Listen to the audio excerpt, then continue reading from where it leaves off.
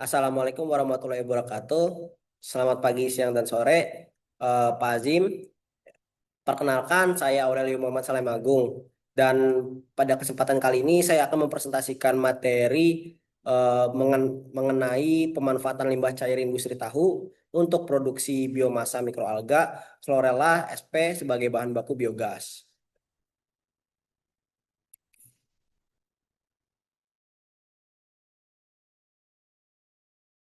Nah, sebelum masuk ke dalam materi, perkenalkan eh, kami dari kelompok 4 yang terdiri dari anggota yang pertama yaitu Mahesa Surya Pratama, kemudian saya Aurelio Muhammad Salem Agung, kemudian yang ketiga Denisa Zaal Zalinda, kemudian yang keempat Azizah Maulana, yang kelima Elia Rasel, dan yang keenam Ernaldi Rizky Oktavian. Next.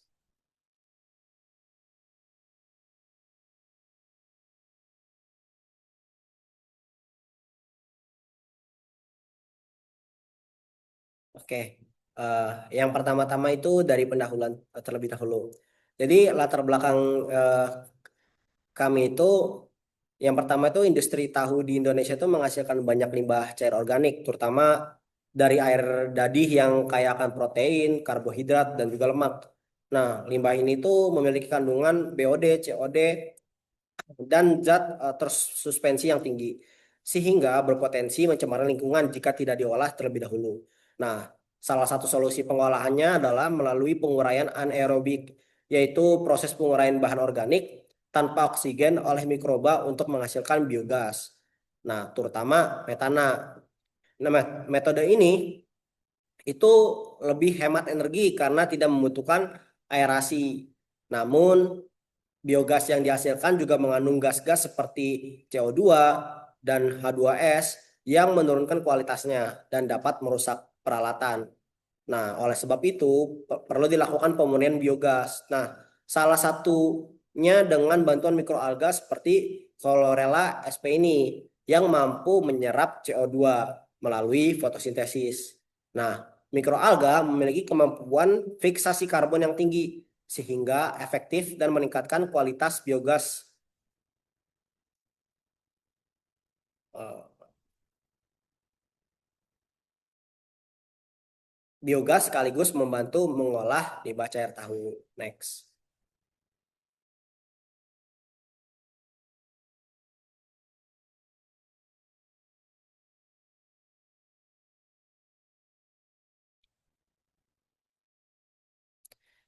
Selanjutnya, adapun tujuan penelitian kami itu yang pertama tuh menganalisis potensi limbah cair tahu sebagai media pertumbuhan mikroalga Chlorella sp dalam sistem fermentasi anaerob ini. Nah, yang kedua menentukan rasio optimal antara limbah cair tahu dan kultur Chlorella sp untuk menghasilkan volume biogas tertinggi. Nah, tiga, mengamati dinamika pertumbuhan mikroalga selama proses fermentasi dan hubungannya terhadap produksi biogas. Yang keempat itu mengevaluasi pengaruh variasi rasio media terhadap efisiensi fermentasi dan potensi pengembangan sistem energi terbarukan berbasis limbah.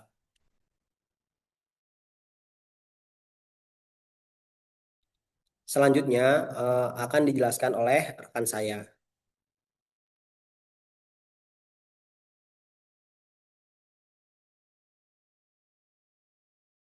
Selanjutnya masuk ke metode penelitian. Penelitian ini dilakukan dengan menggunakan alga hijau Chlorella sp yang ditumbuhkan dalam kondisi anaerob dengan adanya nutrisi organik dan anorganik di dalam media kultivasi. Untuk mengoptimalkan kondisi kultivasi, mikroalga ditumbuhkan dalam wadah berbentuk silinder tabung pada suhu kamar 25 derajat Celcius. Volume kultur adalah 100 ml. Limbah cair tahu diperoleh dari pabrik tahu daerah Sapen, Umbul Martani, Ngemplak, Sleman, Yogyakarta. Limbah cair tahu disaring terlebih dahulu untuk mengurangi kotoran yang terdapat dalam limbah. Sejumlah limbah tahu ditambahkan ke dalam media kultivasi yang berfungsi sebagai sumber nitrogen dalam mendukung produksi mikroalga dalam bioreaktor.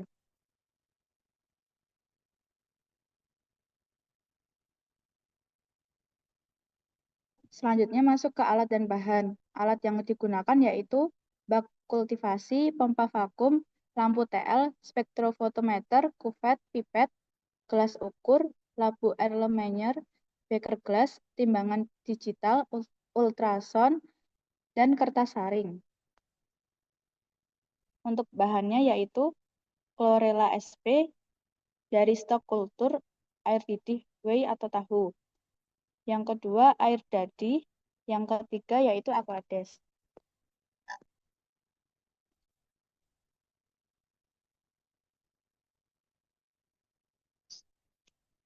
Selanjutnya untuk hasil dan pembahasan, yang pertama yaitu karakteristik sampel dan pengamatan awal. Kita menggunakan 3 variasi komposisi limbah tahu dan chlorella sp. Yang pertama rasio 1:1, 50 ml limbah tahu dan 50 ml chlorella. Yang kedua rasio 7:3, yaitu 70 ml limbah tahu dengan 30 ml chlorella. Yang ketiga yaitu rasio 9:1, 90 ml limbah tahu dengan 10 ml chlorella. Fermentasinya dilakukan dalam kondisi anaerob dengan indikator gas air garam berwarna. Produksi gas dilihat dari volume air garam yang berpindah di pipa.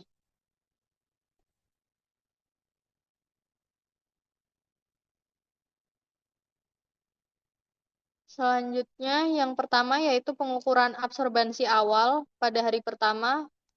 Di rasio 1:1 didapatkan absorbansi 0,163, di rasio 7:3 didapatkan absorbansi 0,241, di rasio 9:1 didapatkan absorbansi 0,202.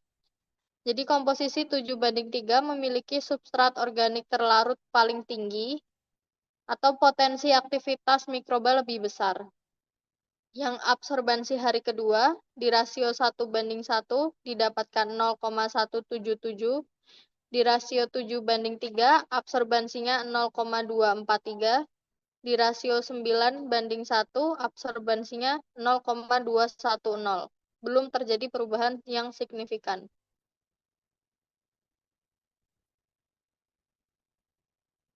Selanjutnya, di hari ketiga, rasio 1:1 mendapatkan absorbansi 0,198, rasio 7:3 mendapatkan absorbansi 0,244, rasio 9:1 mendapatkan absorbansi 0,220.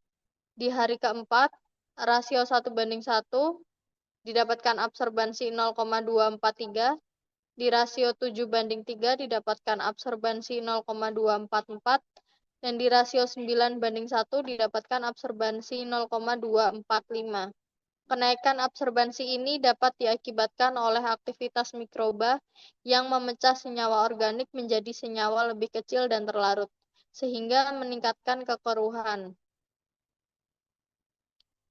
Untuk di hari kelima, rasio 1:1 mendapatkan absorbansi 0,330 dan volume gas yang belum terdeteksi.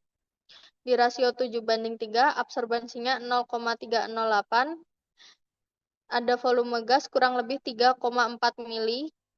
Rasio 9:1 absorbansinya 0,301, volume gas kurang lebih 0,3 mili. Di hari keenamnya, untuk rasio 1:1 mendapatkan absorbansi 0,330, masih belum ada gas yang terdeteksi. Di rasio 7:3 didapatkan absorbansi 0,311, kurang lebih volume gasnya 11,5 mili. Di rasio 9:1 dapatkan absorbansi 0,314, volume gasnya kurang lebih 0,3 mili. Untuk rasio 7:3 menunjukkan aktivitas mikroba paling tinggi, absorbansi tertinggi menunjukkan banyak substrat terlarut, produksi gas tertinggi juga terjadi pada rasio 7:3. Baik, selanjutnya untuk pola pertumbuhan mikroalga. Pertumbuhan mikroalga ini itu sendiri terdiri dari beberapa fase. Pertama fase like, eksponensial, stasioner, dan kematian. Pada hari pertama hingga kedua dapat dilihat bahwa mikroalga berada dalam fase like yang ditandai dengan kepadatan sel yang belum meningkat signifikan karena proses adaptasi. Selain itu, fase eksponensial terjadi pada hari ketiga hingga kelima. Dalam beberapa rasio mikroalga ditunjukkan dengan peningkatan tajam jumlah sel berdasarkan pengukuran absorbansi. Hari ke-6 itu memasuki fase stasioner di mana pertumbuhan sel mulai mengalami stagnan. Selanjutnya, fase kematian itu ditandai dengan penurunan drastis kepadatan sel akibat berkurangnya nutrisi. Itu dijelaskan melalui penelitian. Baik. Selanjutnya untuk pertumbuhan mikroalga rasio banding 1:1, pertumbuhan mikroalga pada rasio ini, limbah cair tahu menunjukkan hambatan akibat tingginya konsentrasi bahan organik yang tidak terdegradasi dan bersifat toksik. Selain itu, kondisi ini juga akan mengakibatkan menurunnya laju pertumbuhan mikroalga, menghambat fotosintesis akibat kekeruhan media, dan mengakibatkan tidak terbentuknya biogas. Selanjutnya untuk pertumbuhan dan produksi biogas mikroalga rasio 7:3 itu dapat dilihat bahwa terdapat fase eksponensial pada rasio ini terjadi lebih awal dan berlangsung cukup lama dari hari kedua hingga hari kelima. Namun hal ini tidak diikuti oleh peningkatan signifikan pada produksi biogas yang tetap konstan di angka 0,3 mili. Kemungkinan penyebabnya adanya kurangnya nutrisi yang tersedia serta adanya zat pengotor atau toksik dalam reaktor yang menghambat pertumbuhan mikroalga dan produksi biogas.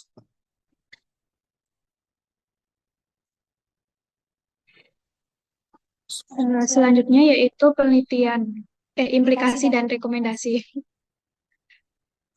Pada penelitian ini menunjukkan bahwa limbah cair tahu berpotensi dimanfaatkan sebagai media tumbuh mikroalga Chlorella sp. untuk membantu pemurnian biogas. Rasio campuran 7:3 antara limbah tahu dan mikroalga menghasilkan volume biogas tertinggi, menunjukkan keseimbangan optimal antara nutrisi dan kemampuan adaptasi mikroalga. Selain sebagai agen bioremediasi, mikroalga juga meningkatkan kualitas dan energi biogas. Kedepan diperlukan penelitian lanjutan terkait faktor operasional serta pengembangan reaktor skala kecil di industri tahu untuk mendukung penerapan teknologi ini secara berkelanjutan. Edukasi dan pelatihan bagi pelaku industri tahu tentang pemanfaatan mikroalga untuk pengolahan limbah akan sangat penting demi mendukung keberlanjutan sistem ini. Dengan pendekatan yang terintegrasi antara teknologi, edukasi, dan kebijakan lingkungan, pengolahan limbah menjadi energi melalui mikroalga dapat menjadi solusi nyata bagi permasalahan pencemaran limbah dan kebutuhan energi bersih di masa depan. Berdasarkan hasil penelitian yang telah dilaksanakan oleh kelompok kita, yaitu limbah cair tahu sebagai media pertumbuhan mikroalga Chlorella sp dalam sistem fermentasi anaerob menunjukkan potensi signifikan dalam meningkatkan produksi dan kualitas biogas. Selanjutnya, dari 3 variasi rasio yang diuji, rasio 7:3, ya 7:3 ini 70 mili limbah tahu dan 30 mili klorofil mikroalga menghasilkan volume biogas tertinggi, yaitu mencapai kurang lebih 11,5 mili pada hari ke-6 fermentasi. Hal ini mengindikasikan bahwa rasio tersebut menyediakan keseimbangan optimal antara kebutuhan nutrisi mikroalga dan substrat fermentatif bagi mikroorganisme penghasil gas. Nah, selanjutnya, proses pertumbuhan Chlorella sp menunjukkan dinamika yang mengikuti pola fase like, eksponensial, stasioner, hingga fase kematian dengan pengaruh yang cukup signifikan terhadap laju peningkatan, absorbansi, dan produksi gas. Selanjutnya, ketidakseimbangan rasio baik karena konsentrasi substrat yang terlalu tinggi, nah seperti di 9:1, maupun terlalu rendah di rasio 1:1, menyebabkan hambatan pertumbuhan mikroalga serta minimnya produksi gas akibat tekanan toksik atau keterbatasan nutrien. Nah, demikian penelitian ini memberikan dasar kuat pada pengembangan sistem pengolahan limbah cair tahu berbasis mikroalga untuk mendukung produksi energi terbarukan dan mitigasi pencemaran lingkungan secara bersamaan. Nah, itu merupakan kesimpulan dari kelompok kita.